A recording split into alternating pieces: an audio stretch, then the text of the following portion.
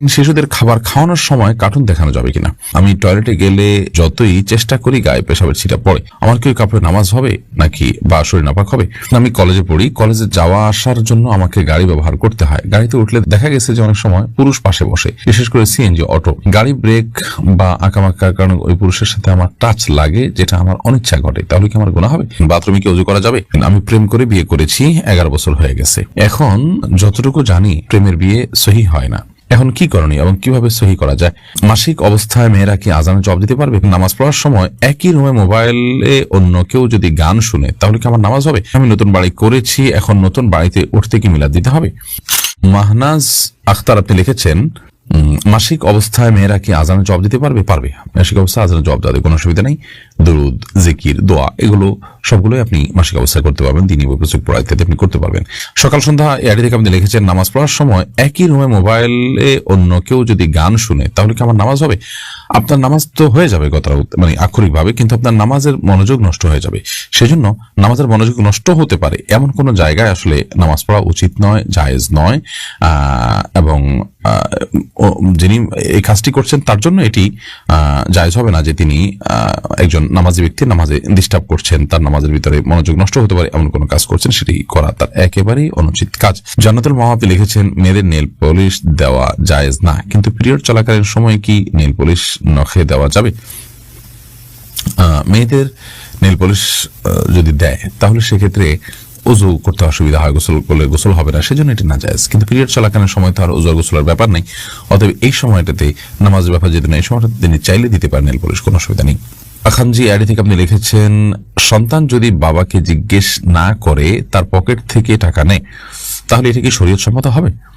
সন্তান যদি বাবাকে জিজ্ঞেস না করে তার পকেট থেকে টাকা পয়সা নেয়, সেটা দেখতে হবে যে কোন পর্যায়ের। যদি সাধারণত ধরুন তার স্কুলে যাওয়ার পথ ভাড়া, তার প্রয়োজনীয় খরচের টাকা, যেটা সাধারণত সচরাচর বাবা তাকে দেয় এবং সে নেয়, বাবা জানে, কিছু বলে না, সে অতিরিক্ত নেয় না, এরকম একটা ব্যাপার সবার বোঝাপড়া তাদের মধ্যে থাকে, তাহলে সেক্ষেত্রে অসুবিধা নেই। আর যদি এরকম বোঝাপড়া না থাকে, তাহলে সেক্ষেত্রে এই টাকা নেওয়ার পর তিনি লুকিয়ে নিচ্ছেন, তার বাবা জানলে রাগ করবেন বা অনুমতি দিবেন না, এরকম হলে সেক্ষেত্রে বাবার পকেট থেকে টাকা নেওয়া জায়েজ বা তার জন্য বৈধ হবে না। ফেরদৌস আহমেদ প্রধান আপনি লিখেছেন, স্ত্রীকে স্ত্রীর মাসিকের সময় রাতে একসাথে ঘুমানোর পর কি সকালে ফজর নামাজ পড়া যাবে? কারণ সাথে থাকতে গেলে স্ত্রীর সাথে বডির টাচ লাগবেই।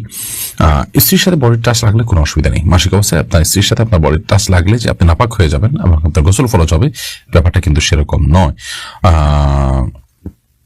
অতএব সেটি ভিন্ন বিষয় যে আপনি যথাসম্ভব নিজেকে আপনার যদি নাপাক লাগার সম্ভাবনা থাকে, তাহলে সেক্ষেত্রে সেখান থেকে বেঁচে থাকবেন, বাট একসাথে শোয়াতে কোনো অসুবিধা নেই।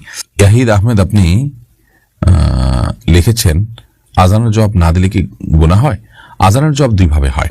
একটা হলো আজানের জবাব হয় মৌখিকভাবে, আর হলো আজানের জবাব হয় প্রকৃতভাবে, অর্থাৎ সরাসরি শারীরিকভাবে। মৌখিকভাবে আজানের জবাব হলো মুয়াজ্জিন যা বলেছেন তার সাথে বলা, এই বলাটা মুস্তাহাব, এটি না দিলে কোনো গুনাহ হবে না। কিন্তু আজানের জবাব যেটা শারীরিকভাবে দিতে হয়, ধরুন মুয়াজ্জিন সাহেব আজান দিলেন, দেওয়ার পরে শারীরিকভাবে জবাব দেওয়া মানে হলো আপনি সে আজানের জবাব দিয়ে মসজিদে যাবেন এবং হাজির হবেন। তো সেই কাজটা যদি আপনি না করেন, মসজিদে উপস্থিত না হন, তাহলে সেক্ষেত্রে আপনি গুনাহগার হলেন পুরুষ হয়ে থাকলে। তাহলে সেক্ষেত্রে আজানের এই জবাব দেওয়াটা, অর্থাৎ শারীরিকভাবে উপস্থিত হয়ে যে জবাবটা, সেই জবাব দেওয়াটা আমাদের জন্য আবশ্যক। সেটা না করলে আমরা গুনাহগার হয়ে যাব। আদারওয়াইজ আপনার শুধু মৌখিকের জবাব যেটা, সেটা আপনি না দিলে কোনো গুনাহগার হবেন না। সোহেল পাটোয়ারি হিয়াটি থেকে আপনি লিখেছেন, আমি প্রেম করে বিয়ে করেছি, 11 বছর হয়ে গেছে। এখন যতটুকু জানি প্রেমের বিয়ে সহি হয় না। এখন কি করণীয় এবং কিভাবে সহি করা যায়?